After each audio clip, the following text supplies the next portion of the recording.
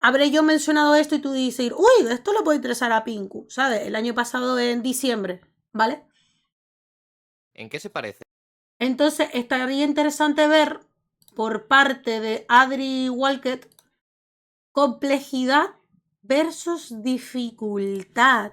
Explícame un poco, amigo. Explíqueme. ¿En qué se parecen este clip Vale. Vale, este es el... Sería y este otro? el Sergio el Ninja de mi colegio.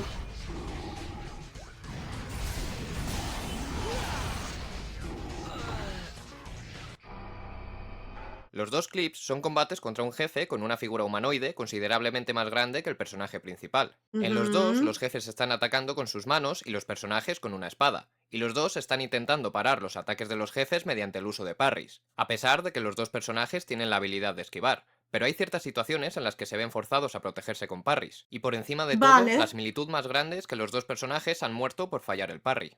¿Y cuál es la diferencia? Pues la diferencia principal es que si en Sekiro quiero intentar crear otra estrategia para vencer al jefe, dicha estrategia no va a variar mucho más allá de uso petardos para stunearle en la primera fase o uso la lanza para acabar más rápido en la segunda. Mientras que en Devil May Cry 3 puedo deshacerme completamente del estilo de los parries y cambiar a otro que me permita, por ejemplo, esquivar más rápidamente para alejarme de los ataques más Claro, pero poderosos. eso es como O puedo gameplay, usar como el estilo que género. me permite hacer combos aéreos y así poder atacar al jefe en su punto débil, el ojo. O puedo usar el estilo que me permite usar más ataques con las armas de fuego y poder atacarle así desde lejos. O puedo cambiar a un arma que le haga más daño, o a un estilo que para el tiempo. O si quiero, puedo crear hasta un clon que me ayude a golpear al jefe desde varios ángulos. Por lo tanto, si en Devil May Cry 3 tengo más opciones para enfrentarme a la misma situación, me costará menos acabar con el jefe de lo que me costaría en Sekiro, ¿verdad? No, ¿Verdad? no. No define eso, no. Para mí es la habilidad del jugador también. En este vídeo vamos a intentar analizar las diferencias que existen entre complejidad y dificultad, ya que existe la idea general de que a más complejo es un juego, más difícil es, pero ya acabamos de ver que no tiene por qué ser así. Pero primero vamos a ver qué significa que un juego sea complejo. Es un buen ejemplo, ¿eh? Ha empezado bien el vídeo, me llama la atención. Ha empezado cojonudo. Para así llegar o explicarnos de alguna manera de qué va a tratar el vídeo. Está todo guapo, ¿eh? Cuando decimos que algo es complejo, significa que ese algo está compuesto por varias partes, y de Vale. cuantas más partes esté compuesto, más complejo será ese algo, pero no necesariamente más difícil o más complicado. Doom Eternal, por ejemplo, tiene un sistema de Es combate. que es verdad que complejo es que está compuesto de varias partes. No es que sea difícil. Es como cuando hablamos con una conversación, hablamos de algo y hablamos de un cierto tema. Es complejo porque ese tema abarca varias ideas o a varios temas o varias respuestas o varias decisiones que debes de llevar a cabo según la conversación con la persona. Entonces es un tema complejo, o sea, un tema complejo significa que es un tema que hay que debatir mucho, hay demasiadas capas como las cebollas, ¿no? Y difícil es algo que requiere mucha fuerza para aprender a realizar, es decir, aprenderte los jefes, los patrones, el saber cuándo atacar en qué momento hacer el parry, el esquive, no sé qué y tal, ¿no? Es difícil lo que desconocemos. Y después, ¿por qué dice bueno, complicado es la suma de lo anterior? Algo compuesto de varias partes que se requiere. Yo veo como que complicado, típico enemigo con varias fases para luego saberte los patrones y todo cómo se juega. No sé. O más complicado. Doom Eternal, por ejemplo, tiene un sistema de combate bastante complejo, al menos para los estándares de un juego de disparos, cuya base consiste en crear una dinámica en la que los enemigos, los escenarios y el arsenal del jugador interactúan y se complementan entre sí para forzar al jugador a buscar la mejor estrategia para cada situación.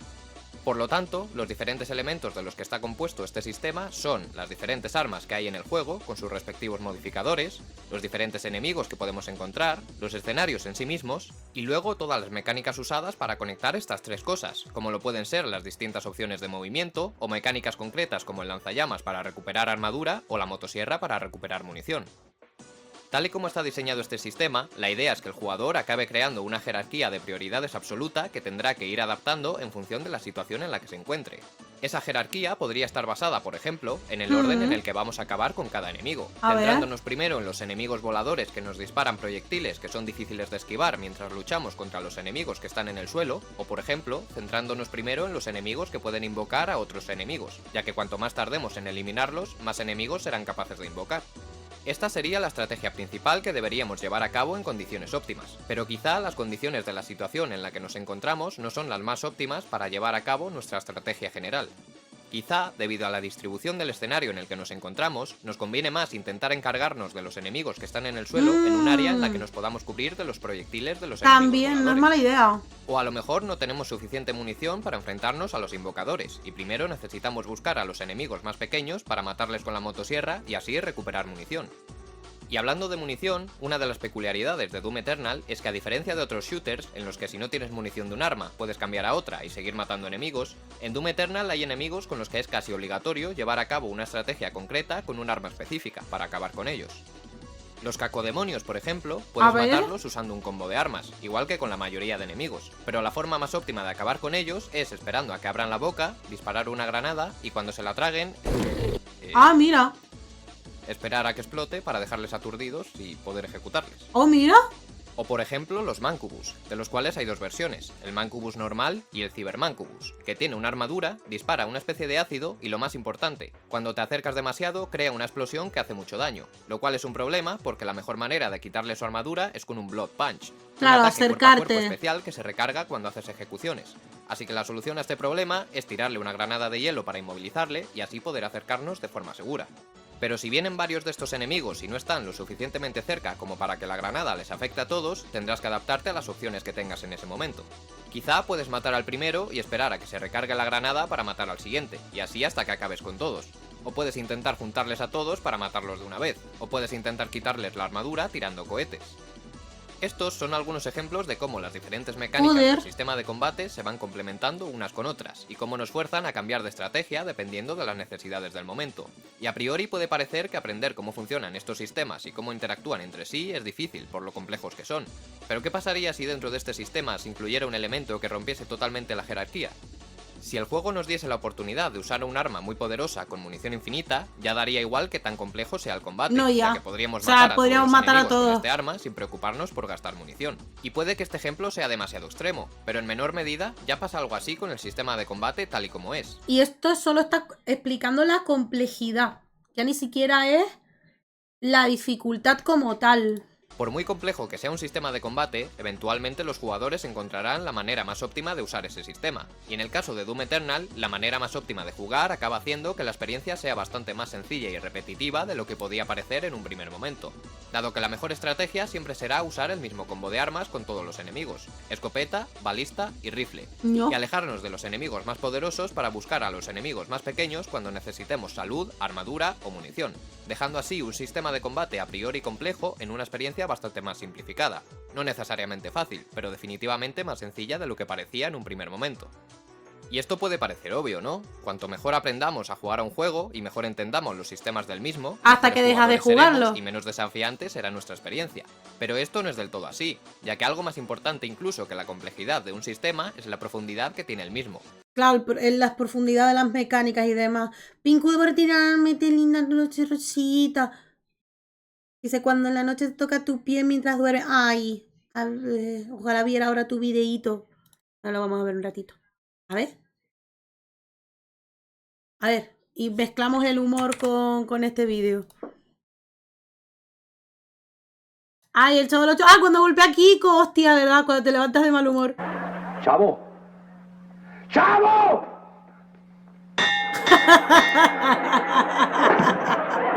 Sí, cuando me levanto soy así. ¡Chavo! ¡Chavo! Real.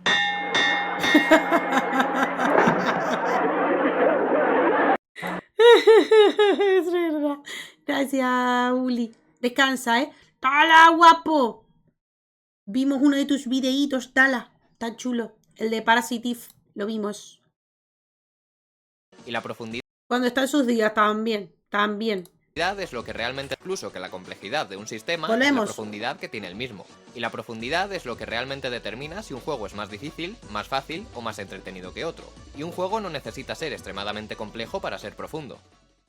Vamos a tomar como ejemplo a Celeste. Ah, vale. Juego Celeste pendiente es uno de que los tengo. juegos de plataformas más difíciles y profundos de los últimos tiempos. Joder, Y sin no embargo, tengo todo ganas. su gameplay gira en torno a 3 únicas acciones que el jugador puede llevar a cabo: saltar, agarrarse ¿En y serio? dashear. Igual que antes ¿Ya está? ¿Ya está? Es solo saltar, colgar y vamos, el dash, ¿no? En el aire. ¿What? de llevar a cabo: No me, o sea, me está echando para atrás que sea difícil, ¿no? saltar, agarrarse y dashear. Igual que antes he dicho que las opciones de movimiento de Doom Eternal, el lanzallamas o la motosierra era lo que enlazaban los diferentes elementos del sistema de juego, en Celeste lo que enlaza las 3 acciones que acabo de mencionar son las físicas. Si estando en el aire ¡Hostia! haces un dash en diagonal hacia el suelo y saltas con un timing muy concreto después de tocar el suelo, ¡Hala! el personaje hará un salto que recorre mucha más distancia que si saltaras e hicieras un dash en el aire. Y este es un ejemplo de un elemento que le añade profundidad al gameplay. En este caso, las físicas, ya que los jugadores observaron que después de hacer un dash contra el suelo, el personaje seguía deslizándose, y descubrieron que si saltaban mientras se deslizaban, podían conseguir mayor distancia saltando. Y sí, esto fue descubierto por los jugadores, por los speedrunners más concretamente, a pesar de Joder. que un año después saliera una expansión gratuita con un tutorial en el que se enseñaba a llevar a cabo esta técnica, pero no era una mecánica intencionada. Lo que sí son mecánicas intencionadas son las pequeñas mecánicas exclusivas de cada nivel del juego, las cuales se complementan con las 3 acciones principales que puede ejecutar el jugador. Y estas mecánicas van desde plataformas que se mueven solo cuando te agarras a ellas o saltas encima, muros que puedes atravesar si dasheas hacia ellos, burbujas que te permiten flotar una determinada distancia, o peligros exclusivos de cada nivel, como bolas de nieve que vuelan hacia ti cada X tiempo, las masas estas que no sé ni lo que son, pero que tienen un determinado ritmo que tienes que entender para esquivarlas en el momento adecuado, o Chua. los extraterrestres estos tan pesados que no dejan de perseguirte. La clave de la profundidad son los pequeños elementos que se van entrelazando con las mecánicas y los sistemas generales del juego, y al igual que la complejidad no determina necesariamente si un juego es más difícil o más fácil, la profundidad sí que lo hace, y Celeste es el mejor ejemplo, ya que con una base formada por pocos elementos consigue tener distintas capas de profundidad que sí que son difíciles de masterizar, mediante la inclusión de estos pequeños detalles que interactúan con las mecánicas principales, y que si poco a poco se van añadiendo cada vez más, se acaba creando una experiencia cada vez más complicada que sigue girando en torno a los 3 conceptos básicos del juego. A lo que voy es a que un juego puede tener profundidad de manera intencionada, o pueden ser los jugadores los que encuentren esa profundidad, a Guau. base de ir entendiendo de mejor manera los diferentes sistemas de juego. Pero mientras que sí que se podría llegar a... Agüita lo de Celeste, ¿eh? Ahora su opuesta termina con el pelo entero o queda pelona. Calla Jesús que estuve a punto de pelarme el pelo. De rapármelo al completo, pero no, me lo han dejado corto el pelo al final. ir entendiendo de mejor manera los diferentes sistemas de juego. Pero mientras que sí que se podría llegar a determinar si un juego es más complejo que otro, básicamente por la cantidad de elementos o sistemas que tenga el juego, es muy difícil intentar determinar si un juego es más profundo que otro, principalmente porque existen diferentes maneras en las que un juego puede ser profundo. Y para mí, la profundidad puede venir de 3 cosas: la ejecución de los controles, las mecánicas de juego Sí. y la cantidad de conocimiento necesaria para jugar al juego. Efectivamente.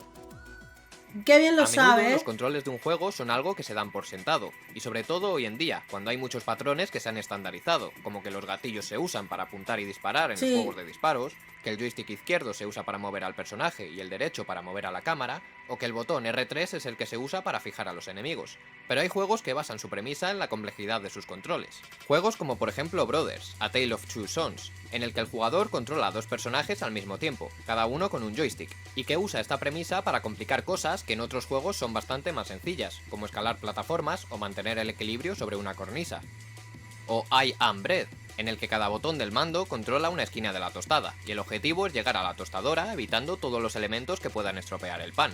O Sessions, un simulador de skate en el que cada joystick controla un pie del skater, Hola, y con ¿qué los cuales dice? tienes que simular los movimientos que harías con una tabla de verdad para ejecutar cada truco, y hasta tienes que calcular el timing para atrapar la tabla en el momento adecuado y no caerte.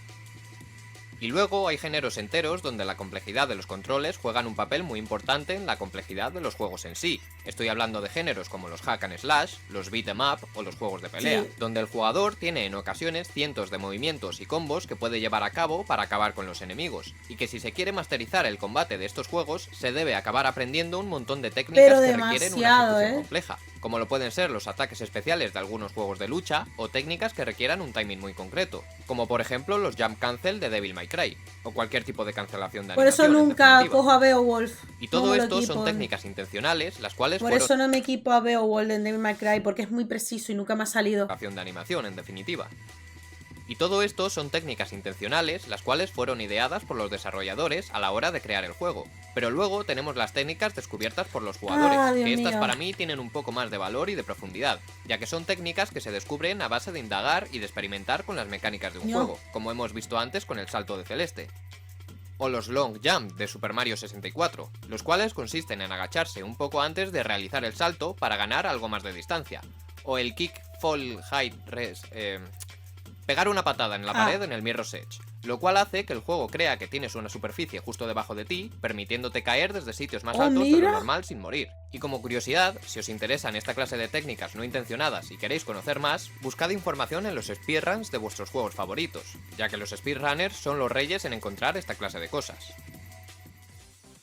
Luego están las mecánicas del juego, de las cuales ya he hablado bastante al principio del vídeo, pero me gustaría mencionar algo más, y es que muchas veces los desarrolladores acaban echando por tierra la posible profundidad que podrían tener Ya, los no sistemas me de sus diga. juegos por culpa de intentar hacer que el juego sea más accesible, y se me vienen a la cabeza juegos como Kingdom Hearts 2. Sí. Durante años he escuchado decir a los fans de Kingdom Hearts que el segundo juego tiene el mejor sistema de combate de toda la saga. Sí, en lo cual es parte curioso, sí. porque al mismo tiempo también hay mucha gente que dice que la experiencia de jugar a Kingdom Hearts 2 es algo así. All you have to do And then is you keep your just left push thumb it Ah, pensé que era Kingdom Hearts 3. Pensé que esto es Kingdom Hearts 3, no Kingdom Hearts 2. Al menos Kingdom Hearts 2 toca dos botones. En Kingdom Hearts 3 solo tocas uno. hovering right over the A Pero button, sí, literal. while your right hand does all the work. Pero esto lo hacen en un especial, claro. Está ahora Sora con Simba haciendo un especial. Y para hacer más daño, obliga a que Sora sea la X y el triángulo sea el acompañante de la habilidad especial que esté ejecutando. All you have to Que do Simba en is este keep your caso. left thumb hovering right over the A button, while your right hand does all the work. With your right thumb, push the A button and use the rest of your hand to push your controller towards your thumb, like this. Y Claro. personalmente me Y incluyo todo en el esto, claro, porque como tiene el apuntado fijo, Sora va directamente al apuntado fijo. También, no hace falta más dejarlo. Y personalmente me incluyo en el segundo grupo, porque mi experiencia la primera vez que jugué a este juego se puede resumir en machacar la X, curarse cuando la salud esté baja y darle al triángulo de vez en cuando. Pero es verdad que cuando veo gameplays de gente que sabe jugar al juego, no paran de combinar hechizos y opciones de movimiento. Y supongo que el motivo de por qué hay gente que piensa que este es un sistema de combate demasiado simple es porque el juego en su dificultad base no es lo suficientemente desafiante No. como para tener que hacer un uso profundo. Siempre juego en dificultad maestro y más con la llave espada para que se me ponga algo difícil la cosa. Lo hago porque eso. Luego lo de nivel 0 sí que digo no, ¿para qué? De todas sus Tampoco me mecánicas. quiero Y molestar. exactamente este mismo debate también lo he visto en The Witcher 3, un juego que me encantó la primera vez que lo jugué en dificultad normal, pero que me atrapó completamente cuando lo volví a jugar en su dificultad máxima, ya que aquí hay cosas que cambian completamente, como el hecho de que ya no puedes recuperar salud meditando, y te ves forzado a buscar comida o usar pociones para recuperarte. ¡Ah, qué Y al putada! enfrentarte ahora a enemigos más fuertes, tienes que hacer más uso de sistemas como la alquimia y la artesanía, para fabricar pociones, aceites o bombas que te faciliten un poco más los combates.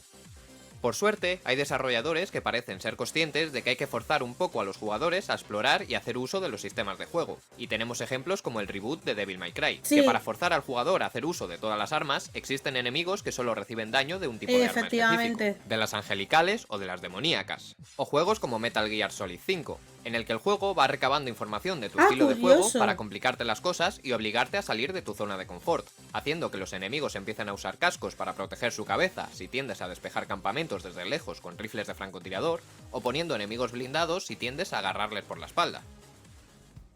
Y por último, Oye, qué curioso eso, ¿no? Cayendo en la cuenta. Puede ser que Metal Gear Solid 5 nos gusta mucho, pero no está mal esa idea, ¿eh? y probablemente el elemento que más profundidad puede añadir a un juego, es la cantidad de información que se necesita para jugar al mismo. Y podéis pensar, oye, ¿acaso no es la información necesaria para jugar al juego lo mismo que la información que se necesita para entender las mecánicas del juego? Pues no, no exactamente.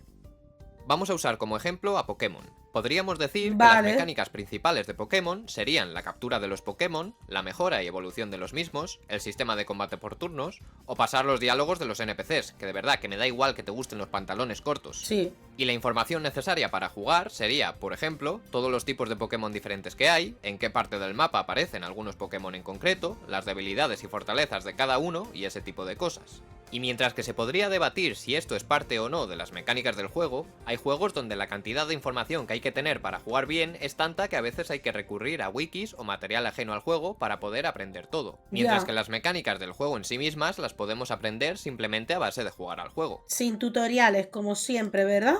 Voy a usar como ejemplo a Street Fighter VI, donde las mecánicas del juego son las que aprendemos en el tutorial. Moverse, cubrirse, cómo funcionan los parries o el Drive Impact, cómo funciona la barra de Super o la barra de Drive y cómo se hacen los movimientos especiales. Y por otro lado, la información para jugar al juego serían los diferentes ataques de cada personaje, los frames de recuperación y de salida de los distintos ataques, o el conocimiento de las diferentes estrategias a seguir a la hora de enfrentarnos a un personaje en concreto. Y hay juegos que se basan totalmente en la cantidad de información que tiene el jugador para poder jugar al juego, como algunos juegos de estrategia, donde el planteamiento de las mecánicas puede ser sencillo de entender, pero es la cantidad tan grande de información lo que hace que se complique todo, como por ejemplo en Civilization, donde la premisa es... No me digas en Civilization, ¿qué tipo de juego es este que no te dan tanta información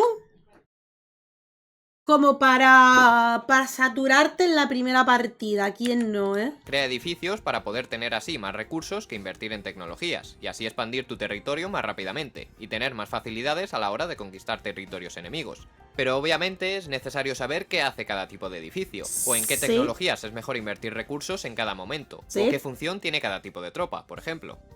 En definitiva, a la hora de hablar de la dificultad o de la complejidad de un videojuego, ya hemos visto que más que de esos dos conceptos, de lo que hay que hablar es de la profundidad del juego. Porque ya hemos visto que un juego no necesita ser extremadamente complejo para tener profundidad, ni tampoco que por el hecho de ser muy complejo, eso signifique que es un juego profundo y desafiante.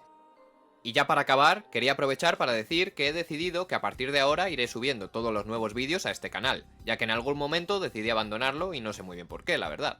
Y luego intenté retomarlo con las guías de Tekken, con la intención de enfocar este canal a eso, pero al final el Tekken 8 ha salido un poco rana. Así que a partir de ahora voy a seguir subiendo esta clase de vídeos más enfocado a los análisis a este canal, y poco a poco iré resubiendo a este los vídeos que tenía en el otro canal, que bueno, tampoco es que sean muchos la verdad. Así que sin más que decir, espero que os haya gustado el vídeo. Qué guay, y esperemos que no pasen otros 3 meses hasta el próximo. Cuando el videojuego explora la violencia ficticia, tiene que estar interesante. De Hotline Miami. Tengo los dos juegos en físico, Hoy, pues para tener 7000 suscriptores y demás, me ha gustado el vídeo como tal, y fue de hace 11 meses, literal. Y para colmo abarca un tema que no suelo ver. Me ha gustado, Me ha gustado mucho. Por si queréis ver el vídeo, si tenéis curiosidad. Pero me ha molado el rollo,